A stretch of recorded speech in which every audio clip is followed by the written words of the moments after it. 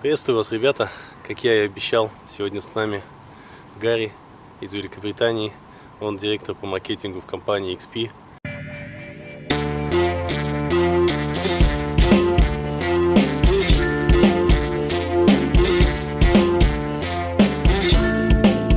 Как вы знаете, XP — это известная французская компания-производитель и разработчик металлоискателей. Это именно те ребята, которые создали XP Deos. Самый популярный, самый известный металлоискатель на данный момент в мире, который по своим поисковым качествам практически не уступает своим конкурентам, а во многих даже факторах их превосходит. Поэтому сегодня мы с вами будем задавать вопросы Гарри, мы будем спрашивать его касательно не только находок, не только компании XP, но также и возможных каких-то будущих новинок. Ну и в целом узнаем, как понравилось ли ему копать сегодня у нас, и пускай он нам расскажет немного о том, как в Великобритании относятся к копу, как там с законодательством, будут ли какие-то изменения. В общем, оставайтесь с нами.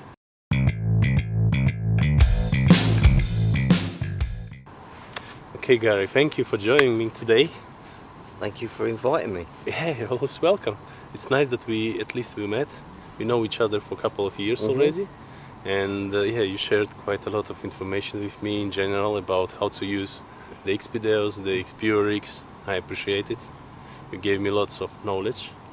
So it would be nice if you will tell something about yourself. How did you start detecting?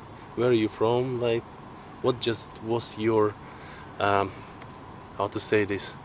What was the first thing which just makes you the metal detecting enthusiast, you know? Okay, well, how did you start with fishing? First of all, it was my father who started metal detecting, and I wasn't interested in it at all. And my mum said, listen, your dad's quite old, he disappears in the forest all day and I'm worried about him. Will you go detecting with him just to make sure he's safe? And it wasn't a good idea because I had no real interest in it, although I've always liked history.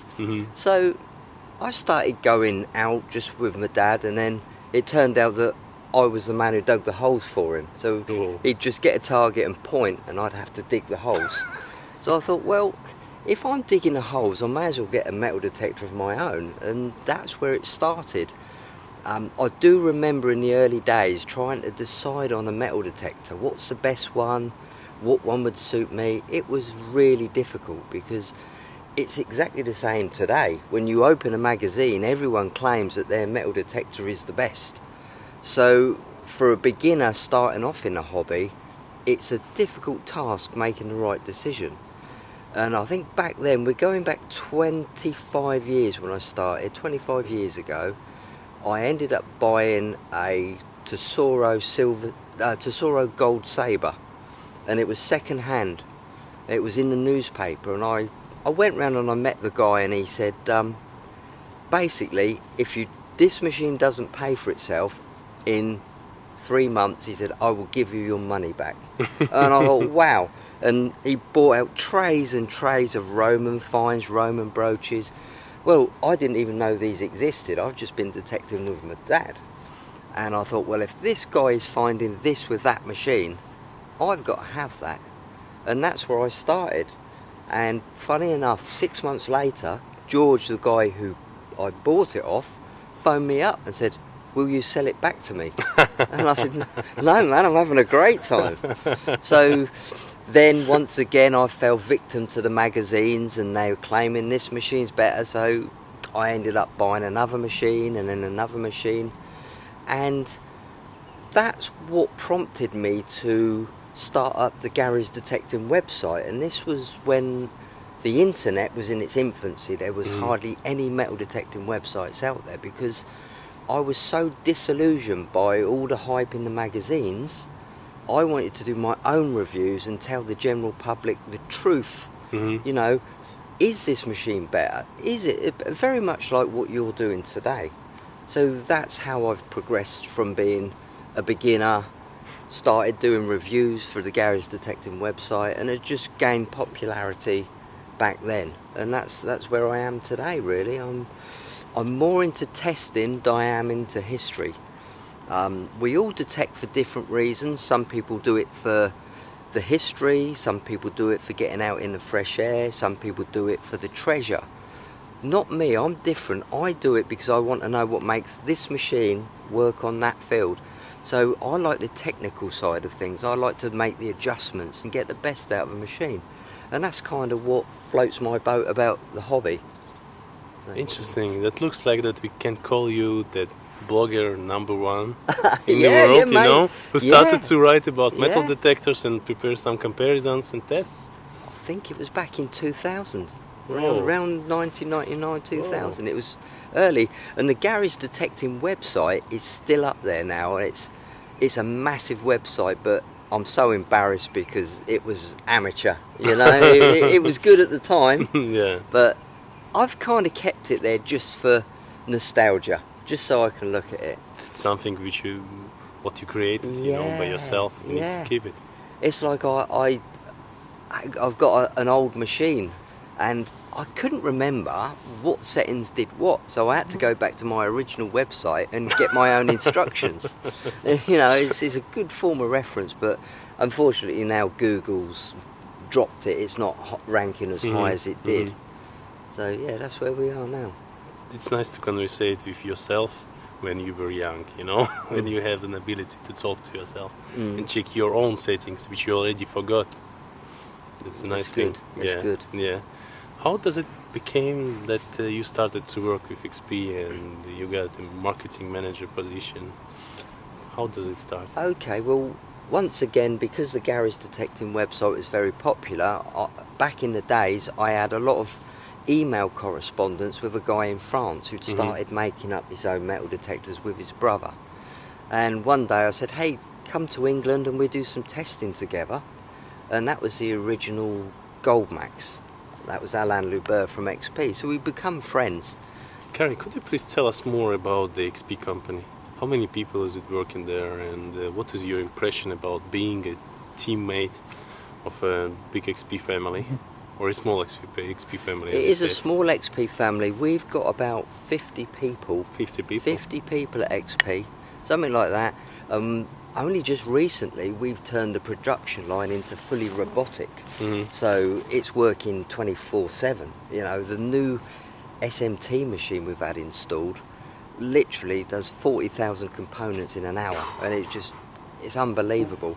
Now I think XP are just making a corporate video showing all this in action, so it'll be online very, very soon. But yeah, working for a team like XP, it's great because a lot of people in the company are actual detectorists, and that makes a big difference. You share the same common interest. And you can talk to them openly about it, and you can discuss new products, and you really do feel like you're making an effort to making the products better every time something new comes out. Yeah, that is correct. There is a theory and a practice. And when the company, which knows only theory without practice, they make some metal detectors, it's working good, but not the best ones, you know. Absolutely. That's probably the secret of popularity of XP Deos, because it's made on the wishes of detectors. And this is one of the reasons I'm here in Estonia with you guys, because I want to feel the same detecting you feel, and this gives me added knowledge when it comes to new products. For example, you were saying a little time back, I remember we had a conversation where you wanted a 6-inch XP coil, and I couldn't understand why. But having searched the battlefields yesterday, the World War II battlefields with all the iron and contamination, I'm thinking, you know, Ivan's pretty much got it sus, because we do need a 6-inch coil. So I'm going to go back to the guys at XP and say, we need a 6-inch coil because I can't guarantee they'll do it, but at least they can take my suggestion on board. Yeah, they need to listen to the users who is using the XP Deos, you know, Yeah. and offering some products. So also other part of our interview would be is that I promised to our subscribers that I will ask you some probably the questions which were asked by our subscribers, you know. Yeah. I hope that you will give us as fair answer as possible, you know, as honest answer as Okay. possible. Just if you don't want to share some information, that's understandable as well. If it's a top secret, very Okay. highly classified. Yeah. Then no need to share any secrets. Competitors will see us as well, I think. They will see our interview. But just in general, maybe you can tell us what we are gonna to wait from the XP in the near or in the far future. Well, let's put it this way. If you ask me a question and I Okay. know the answer, Okay. I will answer it. Okay. If you ask me a question and I don't know the answer, Okay. I'll lie. So, as I remember, about 2 or 3 years ago, XP claims that they will release a new, such a deep attachment, for XP-DEOS to convert it into deep searching machine, Yeah. not just a regular VLF Mhm. detector for coin hunting. Yeah. In what stage is this project right now? Because, we are all waiting for this one. That's right. I mean, that project is pretty much done. We showed that at the Paris show in 2016, I believe. Yeah. So that was ready to be released. Because XP are very innovative, Hmm. the engineer said, guys, we can actually make this product better because of the new products that are coming out in the future. So we've kind of put that on hold because it's not a priority item, although it would be great to have. It's not what we call a priority. So what we're working on now is some new machines, and hopefully they will be released early part of next year. Whoa. Since 2016 we had no news, and now you claim that it will be released soon. I'm not saying that the deep attachment will be Okay. released Okay. at that time, but Right we do away. have 3 new machines which will be released early part of next year. 3 Three new new machines? yeah. Would it be Yeah. for amateurs, for such a middle class and high class? For everyone. I believe there will be 1 amateur entry level machine and perhaps 2 machines above the dais. Mhm. So it's going to be really interesting times. That's cool. Any information, would it be waterproof or multi-frequency machines, or it's a top secret as well? It is top secret, but what I will say, we've looked at the dais and we've seen what it needs to improve it, and we've addressed those things. So you can work that one out in your own mind. There's a lot going on. It's a great machine with some really cool ideas along with it. And don't forget, we've got the Go Terrain app, which is going to be great for you guys searching these deep forests. Okay. And as you'll see, you've got Go Terrain feature on the menu on the ORX. And Yeah, the we have DAS. it already for the year and a half, if I'm not mistaken. Yeah, But still you no know, application. We need to get these things right, and they have been on test. And an app of this magnitude is not something you can just get a bunch of guys to make. It has to be thoroughly tested. The DAS updates and the ORX has to be compatible with it 100%. So that's what they're doing. They're just fine-tuning it now.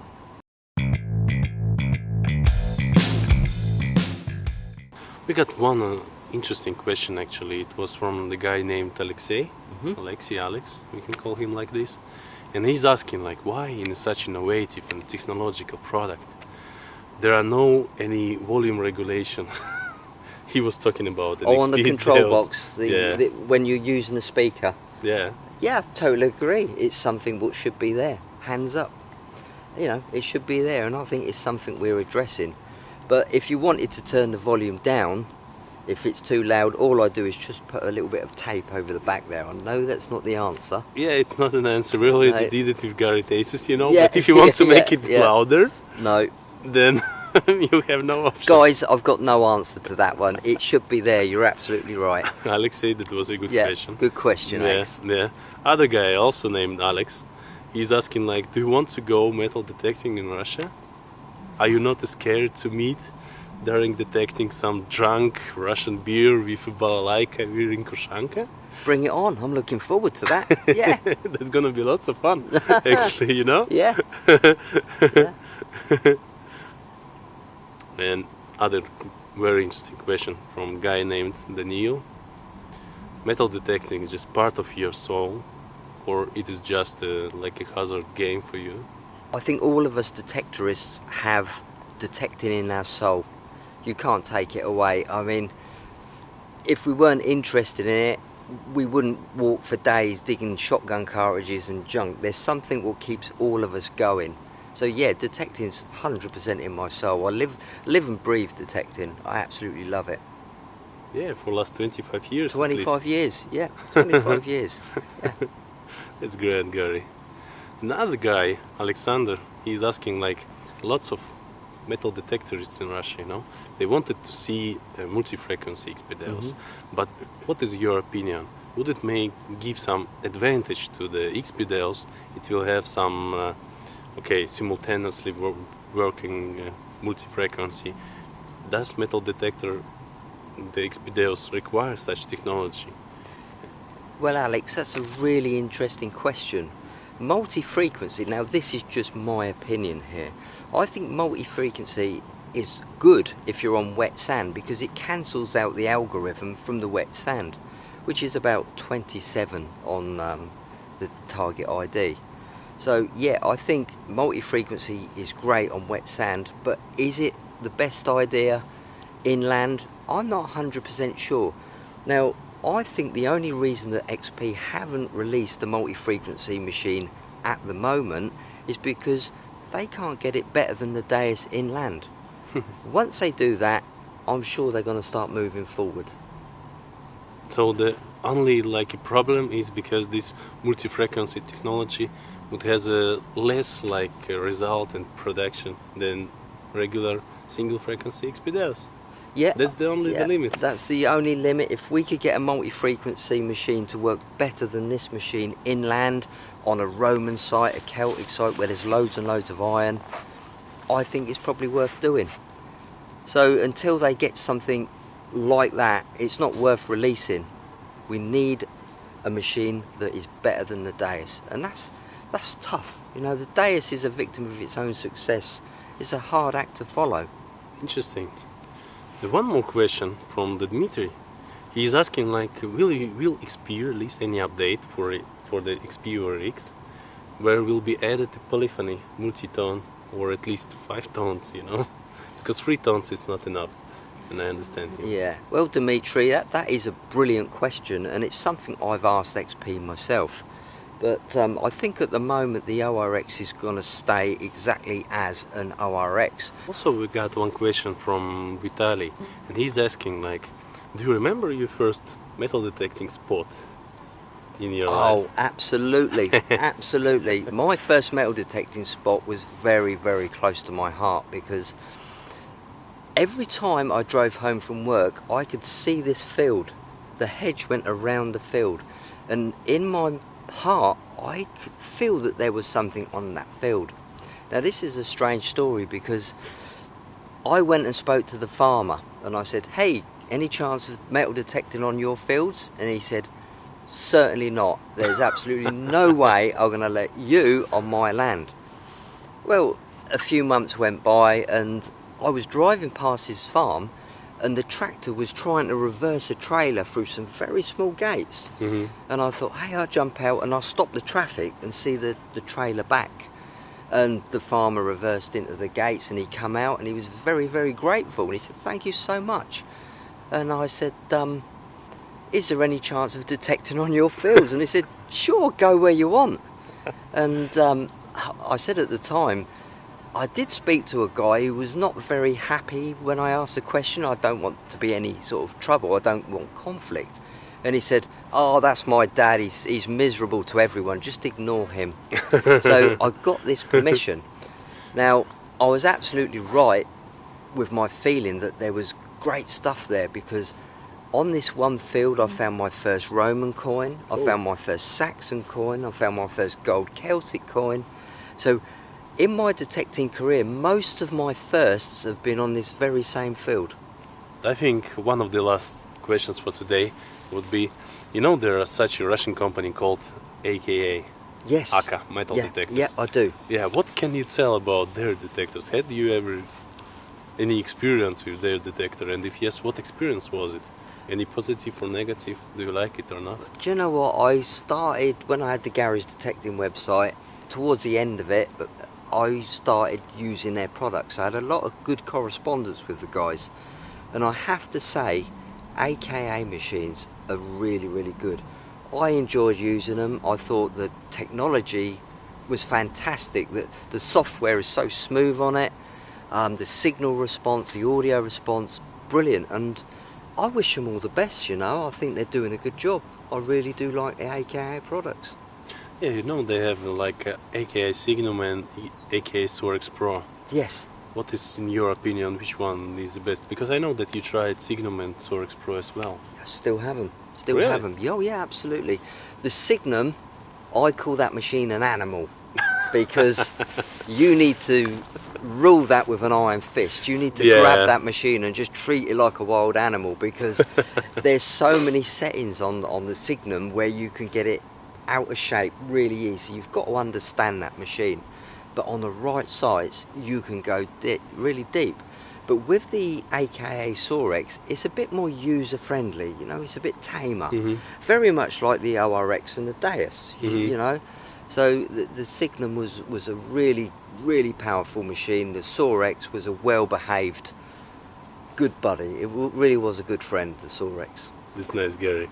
And as a conclusion, maybe you can give some advice to our friends, you know, and XP Deus users, other XP metal detectors users in the Eastern Europe. Maybe you can suggest something to them, or just simply say hello, guys. Yeah, hi guys, thanks for watching this video. One of the most important things about detecting in your hobby is make sure you're comfortable with the product you're using. For example, you hear a lot of people say the XP Deus is a confusing machine, I can't get my head around it, but we've got 10 factory programs there. One of those is just going to suit your sights without any problem, so it is a switch on and go. Now, as you progress with that machine, you can experiment with different settings and find a setting you're comfortable with. For example, there's lots of custom programs, I do them myself, and people put in these custom programs without learning the machine. The custom programs are only a starting point, they're a baseline. Once you get in the field, make some adjustments to make that program comfortable for your sight. And once you've done that, you never really have to change any settings at all. So the key to this is make sure you're comfortable with the kit you're using. Thank you, Gary. And that was a nice interview, I think. Loved it. Thanks for your time. Yeah, thank you for answering all of our maybe a little bit crazy questions. No, for good. you. Yeah, and I'll see you guys all again soon, hopefully. Yeah, I hope that you will visit any rally, metal detecting rally in Russia. I guess you should too. Give me a shout. Let me know. If I'm available, I'll be there. Great. I've enjoyed your Thank company, you. my friend. Thank you very much. Gary. Thank you.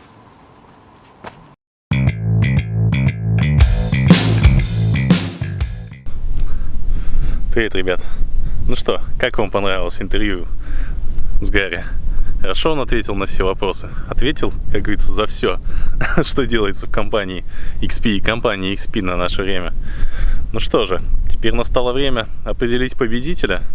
По моему мнению, поскольку интервью мое, и победителя, как говорится, выбираю я, вот. Лучший был вопрос от Александра Коротких на тему мультичастотности. Он действительно завлек нас, и Гарри поделился своим мнением насчет мультичастотности как технологии вообще, и о том, будет ли она использоваться в XP в будущем. Я надеюсь, что все-таки будет, и об этом мы, наверное, узнаем уже в следующем году, поскольку Гарри пообещал несколько новых металлоискателей, которые будут представлены компанией XP в следующем году. Так что поживем увидим. Ну а тебе, Александр, поздравляю с пинпоинтером Mi-6. Для этого напиши нам в сообщество, или, если хочешь, можешь написать в личку мне. Там мы уже договоримся насчет доставки этого пинпоинтера вместе с автографом от Гарри. А от тебя мы будем ждать фотографию автографа, как там все получилось, ну и пинпоинтера тоже, чтобы другие ребята знали, что у нас все честно и без каких-то там подстав или проблем. Рассказали пинпоинтер с автографом, значит, выигрывают пинпоинтер с автографом. У нас все честно и по делу. Ну вот. Так что спасибо всем, кто прислал ваши вопросы. Оставайтесь также с нами и дальше. Я надеюсь, что на этом интервью не закончится. Будет интервью дальше от новых тоже людей из мира, индустрии нашей, металлопоиска и металлоискателей. Ну вот на этом. Всем удачи, всем пока.